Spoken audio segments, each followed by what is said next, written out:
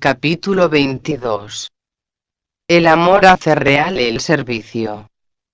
A la mañana siguiente, dejamos el pueblo, con Emilio y Jazz como únicos compañeros.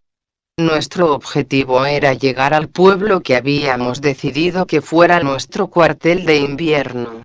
Los inviernos en esta parte del país son bastante severos, y queríamos estar seguros de disponer de un alojamiento confortable, antes de llegar los fríos.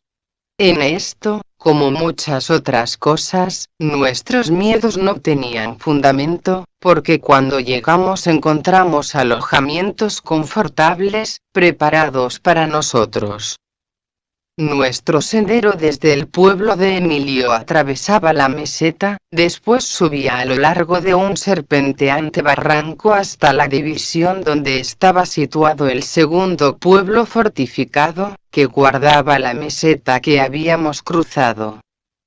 Las paredes del barranco tenían de 100 a 300 metros de altura, perpendicularmente, y se unían a las montañas, que llegaban a una elevación de cerca de 700 u 800 metros sobre la cresta donde el cruce del sendero se dividía.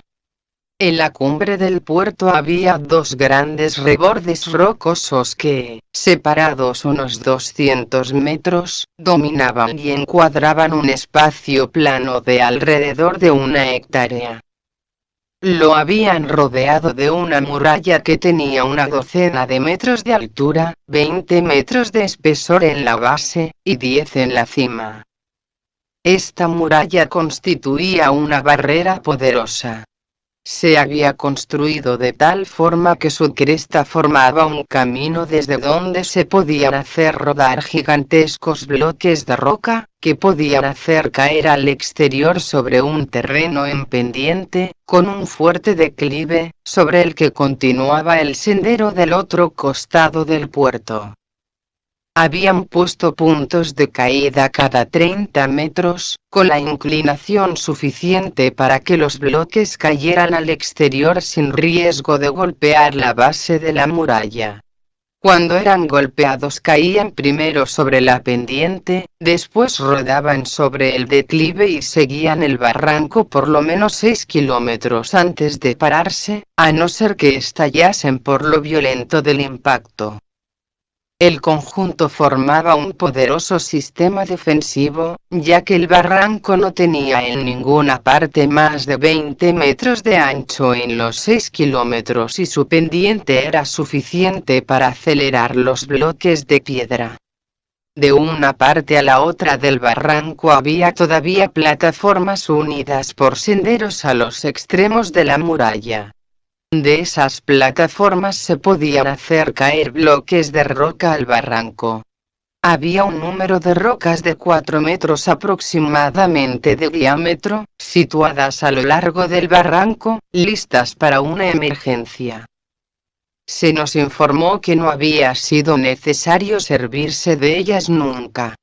Una sola tribu había intentado en el pasado acceder al pueblo, sin ser invitada, y había sido casi aniquilada por los bloques de piedra lanzados desde las 4 plataformas situadas en la pared del barranco. Los primeros bloques se separaron de los otros en su caída, aunque una avalancha de piedras barrió el barranco y arrastró todo con ellas. Los bloques que vimos sobre la cresta estaban ahí desde hace más de 2000 años. No habían sostenido ninguna batalla en el país durante ese tiempo. Encontramos que las 6 casas que componían el pueblo estaban construidas dentro de la pared, y tenían 3 pisos, con los tejados situados en la cima de la pared. El acceso se lograba por unas escaleras interiores que subían desde cada piso hasta el techo de cada casa. Habían practicado aberturas para ventanas en el tercer nivel, que miraban al barranco de abajo. Se veía el sendero desde estas ventanas y desde la cima de la muralla, según serpenteaba por la ladera de la montaña muchos kilómetros a lo lejos. Nos acomodaron confortablemente para pasar la noche en la tercera planta de una de esas casas, después de una temprana cena, y fuimos a la terraza para ver la puesta de sol. Llevábamos allí unos momentos cuando un hombre aparentemente de 50 años, subió las escaleras hasta la terraza. Después de ser presentado por Just, se unió a la conversación. Habitaba en el pueblo donde íbamos a instalar nuestros cuarteles de invierno, e iba hacia ahí. Supusimos que estaba viajando como nosotros, y le invitamos a unirse a nuestro grupo. Nos dio las gracias, y dijo que era capaz de recorrer la distancia mucho más rápidamente de lo que podríamos nosotros, y que paraba en el pueblo para ver a un pariente, y que estaría en casa esa tarde. La conversación giró entonces sobre el templo que habíamos visitado nosotros tres con Emilio y Just. Este hombre habló pausadamente y dijo: le vi sentado en el parapeto del templo esa noche. Después continuó y me dio una descripción del sueño o visión tal como había sido y como ya expuse en este libro. Esto fue una sorpresa para mí y mis asociados, ya que no les había mencionado el hecho a ellos. Este hombre era un perfecto extraño para nosotros, no obstante relató el sueño tan vívidamente como yo lo había visto. Después prosiguió diciendo: se le ha mostrado justo lo que se nos mostró a nosotros. Que el hombre proviene de Dios en unidad, en tanto comprende conscientemente esto, y usa el poder y dominio correctamente. Pero en el momento en que él, en su ser mortal, concibió poderes duales, comenzó a ver dualidad, con lo cual usó mal su poder, y exteriorizó esa dualidad. Porque el hombre tiene libre albedrío, y manifiesta aquello en lo que fija su atención. Después, vino la separación como resultado, y la amplia diversidad, y ésta le ha seguido por toda la tierra. Pero está llegando un cambio. La diversidad ha alcanzado su límite, y la humanidad está reconociendo que todo se manifestó desde la única fuente. Reconociendo esto, los hombres están ahora aproximándose más y más cerca. El hombre está comenzando a comprender que todo otro hombre es su hermano en lugar de su enemigo. Cuando el hombre comprenda plenamente esto, verá que, del mismo modo en que todo vino de una única fuente, todo debe retornar a esa fuente o llegar a ser hermanos en realidad. Entonces estará en el cielo, y reconocerá que por cielo se puede entender paz interna y armonía creadas por el hombre justo aquí sobre la tierra. Entonces verá que él crea su cielo o infierno según elige. Este cielo ha sido concebido correctamente pero mal situado geográficamente. Él sabrá que Dios reside dentro de él. Y no solo dentro de él, sino en todo alrededor de él, cada roca, cada árbol, cada planta, cada flor, y toda cosa creada. Que Dios está en el mismo aire que respira, las aguas que bebe, el dinero que gasta. Que Dios es la sustancia de todas las cosas. Cuando Él respira Dios tanto como respira aire. Cuando Él comparte el alimento, Él comparte a Dios tanto como lo hace del alimento. No es nuestro deseo formar nuevos cultos, o sectas. Sabemos que las iglesias que están establecidas hoy son suficientes, y son los centros lógicos para retirarse y ayudar a la gente a comprender a Dios, a través del Cristo en todos. Los asociados con las iglesias deben comprender que la iglesia tan solo tipifica una cosa, y esta es la conciencia crística en toda la humanidad. Si comprenden esto, ¿dónde puede descansar la diversidad, sino en el concepto de la mente mortal del hombre, y no en la iglesia? ¿En qué se diferencia una iglesia o asociación de otra? El pensamiento de divergencia que existe hoy, debe estar totalmente en la mente mortal del hombre. Ved a lo que esta diversidad ha conducido, las grandes guerras, el intenso odio engendrado entre naciones y familias, e incluso entre individuos. Y todo a causa de que una iglesia u otra ha pensado que su doctrina o credo era mejor que la de otra. No obstante, todas son en realidad la misma, porque conducen al mismo lugar. No sería posible para cada una tener un cielo solo para sí, porque si fuese así, cuando un individuo finalizase su particular vinculación y estuviese listo para recibir su recompensa, estaría obligado a pasar el resto de su existencia buscando a través del laberinto de cielos el cielo particular que le está destinado. Las organizaciones eclesiásticas y aquellos asociados con ellas, se están aproximando más cada día, y vendrá el tiempo cuando ellas se unirán como una sola. Cuando todas sean una, no habrá necesidad de la organización. Por tanto, la falta no descansa totalmente sobre las organizaciones eclesiásticas. Poca gente ha despertado a la comprensión de lo que la vida realmente tiene dispuesto para ella. Encontramos que la gran mayoría se arrastra por la vida insatisfecha, extraviada, aplastada o al menos perpleja.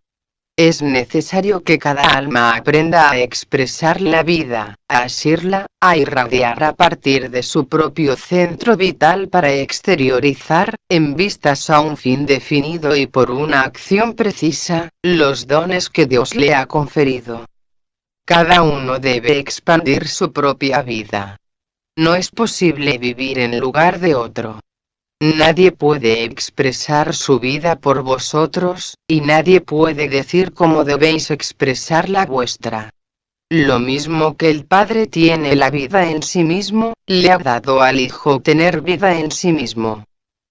Un alma no puede comprender esto y justo marchar a la deriva, ya que el solo propósito de la vida es revelar ella misma el privilegio y la oportunidad de expresar el Dios del interior.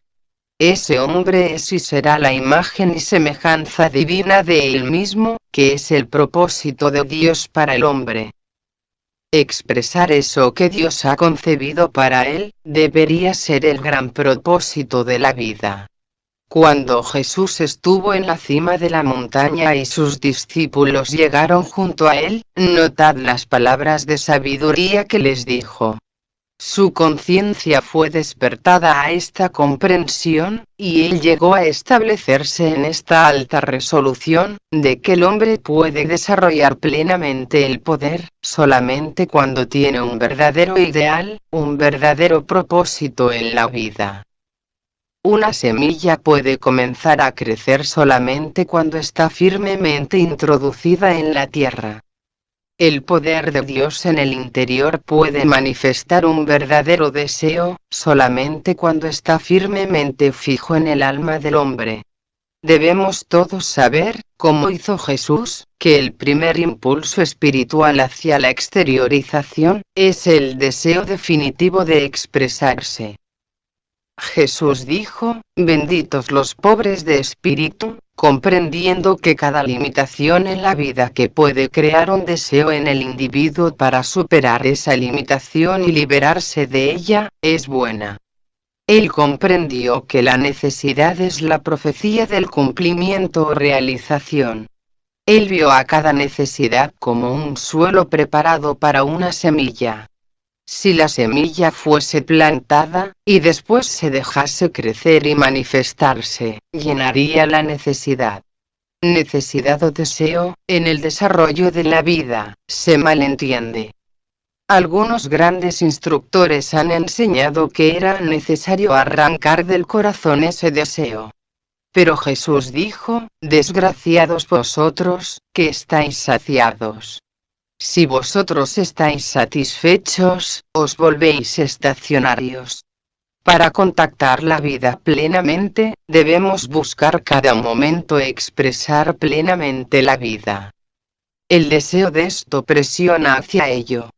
Cansado de arrastrarse por el polvo de la tierra, el hombre anhela volar, y este anhelo le invita a encontrar la manifestación de la ley que le capacite para elevarse sobre sus presentes limitaciones.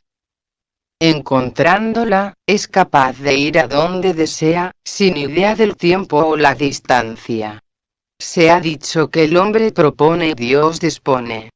Lo contrario es la verdad, porque Dios propone y el hombre dispone. Si el hombre lo dispone, puede hacer todas las obras que hace Dios. ¿No puede el Hijo hacer lo que el Padre ha hecho? El fracaso para satisfacer, de las cosas externas, conduce al alma a buscar el poder interno. Entonces el individuo puede descubrir su I am, o yo soy, y que dentro de él se encuentra todo el poder de satisfacer al alma, para responder a cada necesidad y deseo.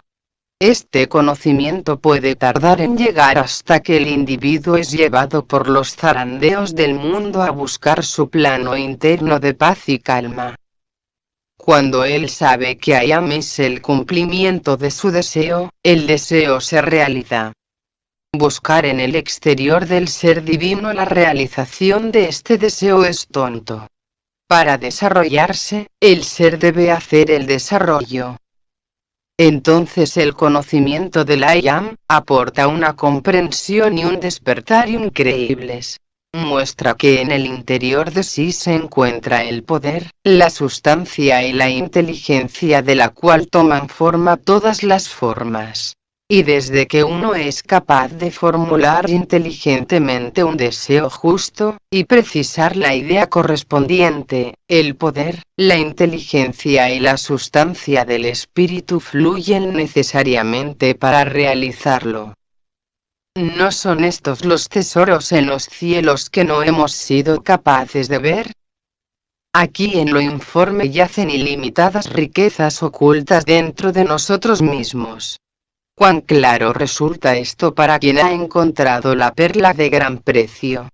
Pensad en este enunciado: buscad primero el reino de Dios y su justicia, y todas las demás cosas se os darán por añadidura. La razón por la que se añaden, es porque están hechas de la misma esencia del espíritu.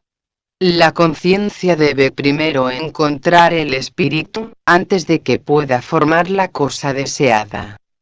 El hombre despierto percibe el principio creativo dentro.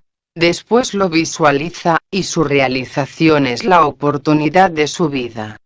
Tiene una visión o llega a ser consciente de sus posibilidades o de las posibilidades que yacen delante de él.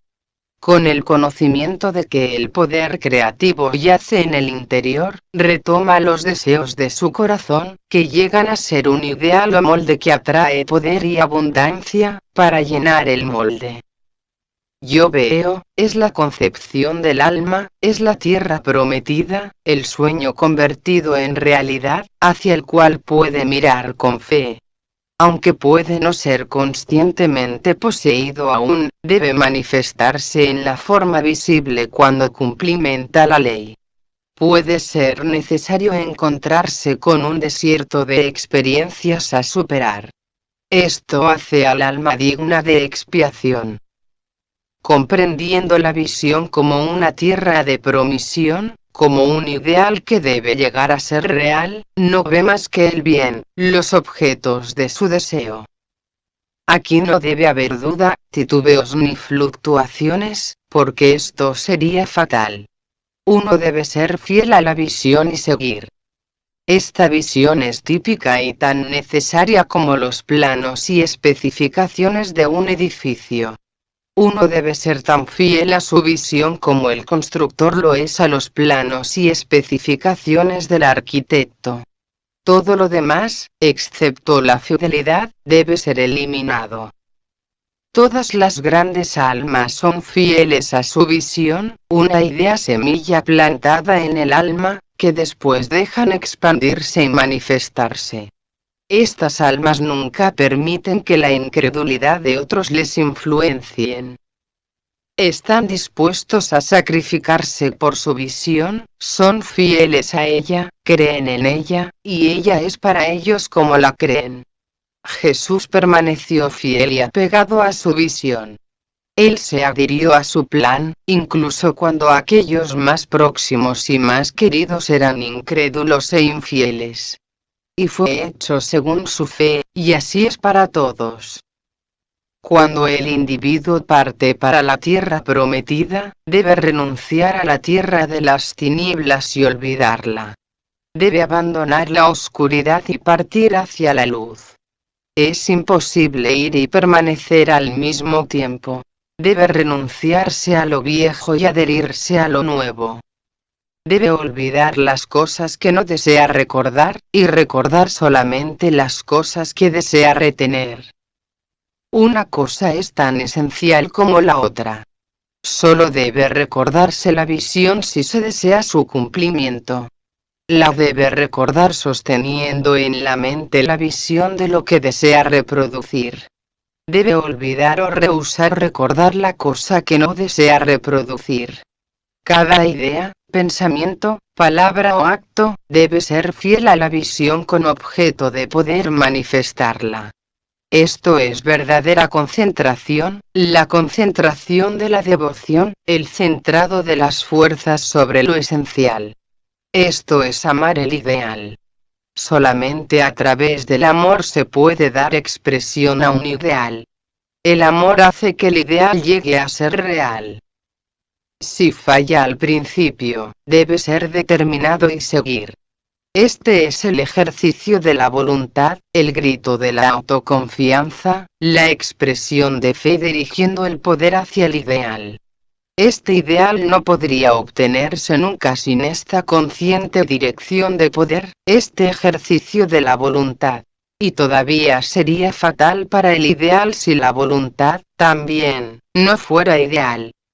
La voluntad debe poseer la misma cualidad que el ideal para servir.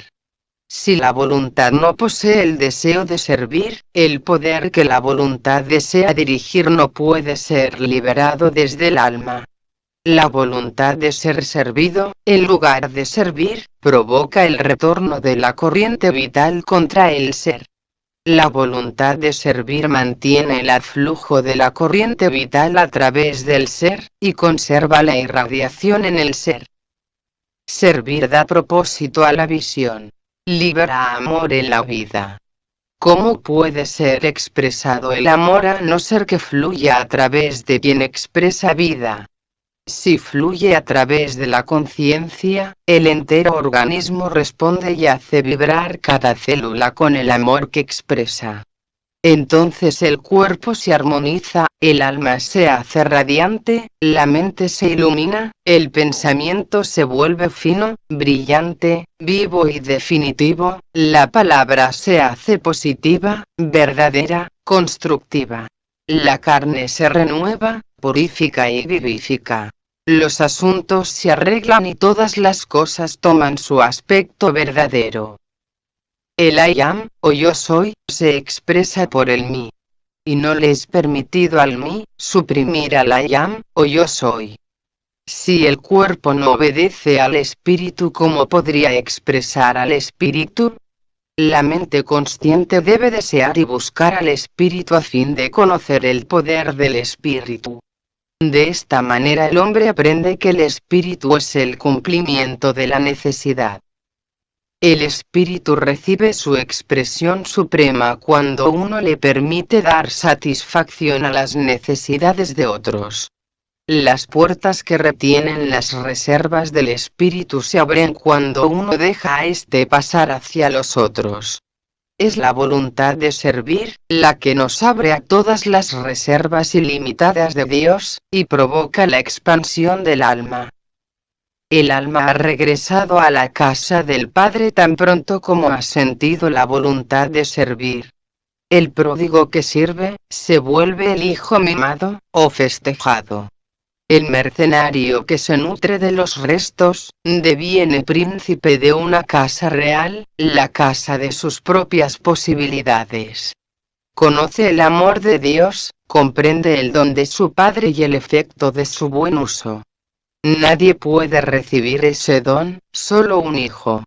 Ningún servidor, ningún mercenario puede entrar en el gozo de la herencia del hijo. El servidor busca siempre un resultado. El hijo ha heredado ya las posesiones del Padre. Cuando nosotros sabemos que pertenecemos a la casa del Padre y que vamos a heredar todos los bienes que tiene el Padre, entonces comenzamos a vivir como el Padre desea que vivamos. He aquí que somos ahora los hijos de Dios. La conciencia de ser el hijo provoca el cumplimiento. La de ser servidor provoca carencias. Desde que asumimos el rol de hijos, en pensamientos, palabras y acciones, descubrimos que el Padre ha cumplido todos los deseos de nuestro corazón. Llegado aquí, el orador se levantó, nos dio las buenas noches y, con el comentario de que esperaba vernos cuando llegásemos a los cuarteles de invierno, partió.